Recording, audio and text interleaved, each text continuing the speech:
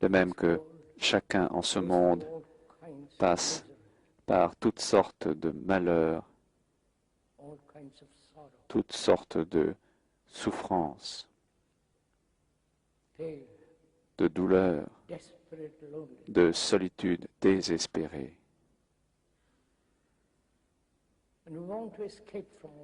Et nous voulons échapper à tout cela. Nous allons examiner, observer ensemble ce phénomène extraordinaire, ce que l'homme a fait après tant de millénaires. Il demeure un barbare, cruel, vulgaire, plein d'anxiété et de haine. Et la violence augmente dans le monde. On demande donc, peut-il y avoir la paix sur cette terre? Sur ce que nous sommes en train de rechercher ensemble, il vous incombe de chercher, c'est votre responsabilité, non simplement sur le plan intellectuel, verbal, mais avec votre cœur, votre cerveau, avec tout votre être, afin de découvrir pourquoi nous sommes ce que nous sommes. Nous avons essayé diverses religions, divers systèmes économiques, des systèmes sociaux différents. Et pourtant, nous vivons dans le conflit. Ce conflit en chacun de nous peut-il prendre fin complètement et non partiellement, non occasionnellement? C'est là une question très sérieuse.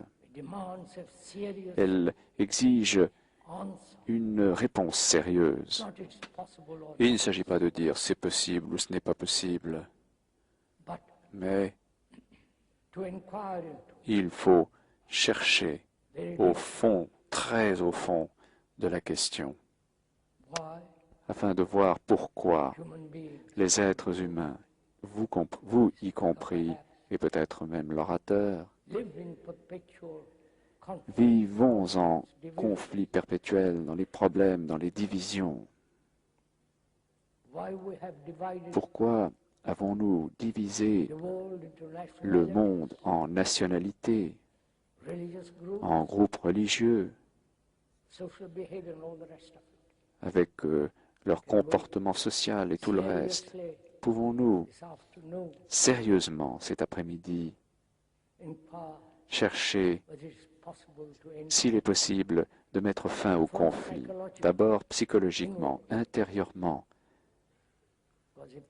parce que s'il existe une certaine qualité de liberté intérieurement, nous produirons alors une société dans laquelle il n'y aura aucun conflit. Qu'est-ce que le conflit? Pourquoi avons-nous vécu dans le conflit?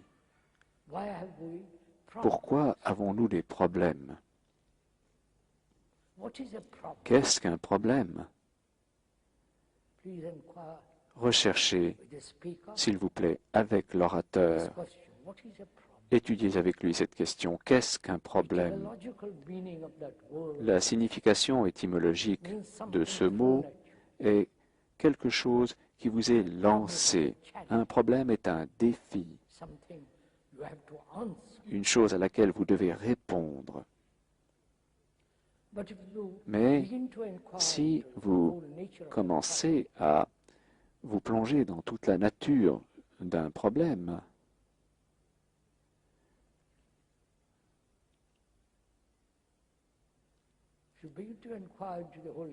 Si vous commencez à vous pencher sur toute la nature d'un problème, qu'il soit le plus intime ou un problème mondial, comme nous l'avons dit, la signification de ce mot étymologiquement est quelque chose qui vous est lancé. Je me demande si nous avons remarqué à propos de cette question de problème que quand vous êtes un enfant, que vous êtes envoyé à l'école, il s'y présente alors le problème de l'écriture, le problème des mathématiques, le problème de l'histoire, de la science, de la chimie et de tout le reste. Donc, depuis l'enfance, nous sommes entraînés à avoir des problèmes. Prenez patience, je vous prie. Regardez la chose attentivement. Ainsi, notre cerveau est conditionné, entraîné, éduqué à avoir des problèmes.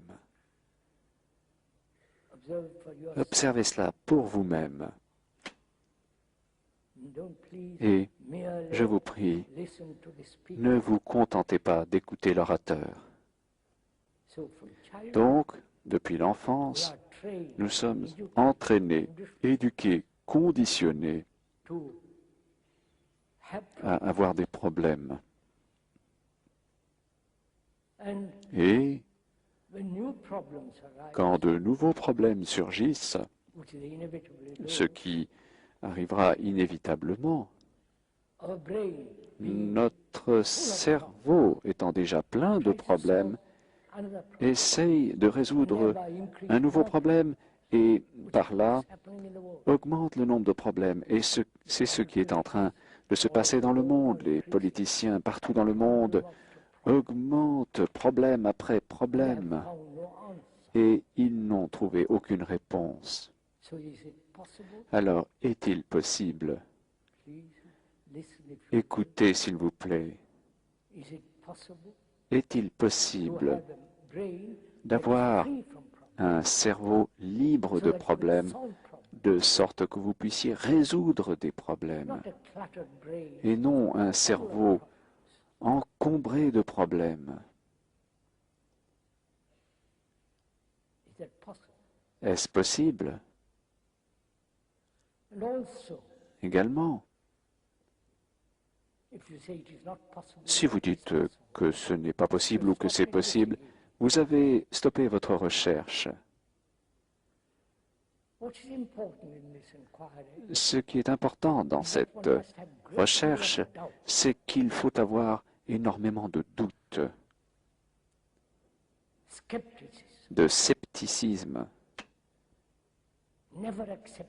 sans jamais admettre quoi que ce soit selon les apparences ou selon votre plaisir ou la gratification que vous en tirerez.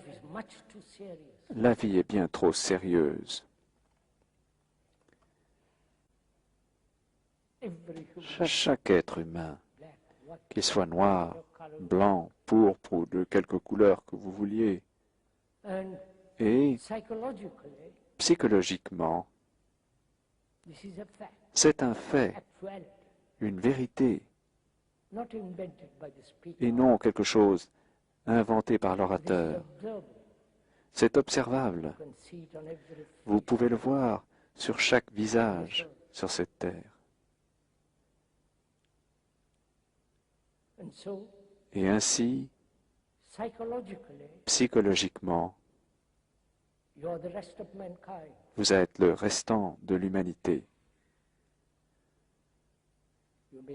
Vous pouvez être grand de taille, petit, noir ou blanc, ou de quelque couleur que ce soit, mais psychologiquement, vous êtes l'humanité. Je vous en prie, comprenez cela, non pas intellectuellement ou idéologiquement ou par hypothèse. Il s'agit d'un fait réel, d'une réalité brûlante, à savoir que psychologiquement, Vous êtes le restant de l'humanité.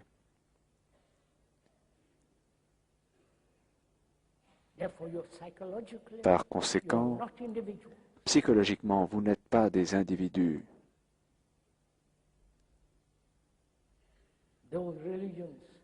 Bien que des religions,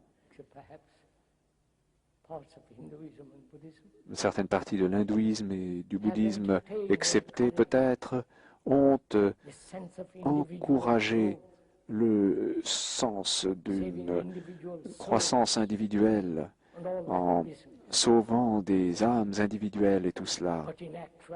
Mais en fait, dans votre conscience,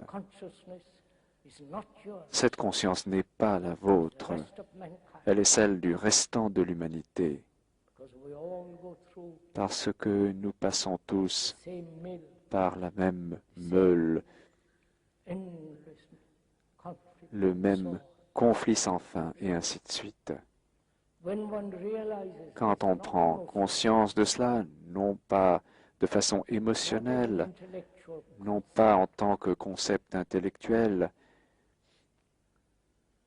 mais comme d'une chose réelle, vraie,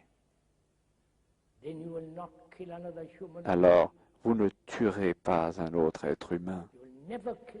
Vous ne tuerez jamais autrui, que ce soit verbalement ou intellectuellement, idéologiquement ou physiquement, parce qu'alors vous vous tuez vous-même.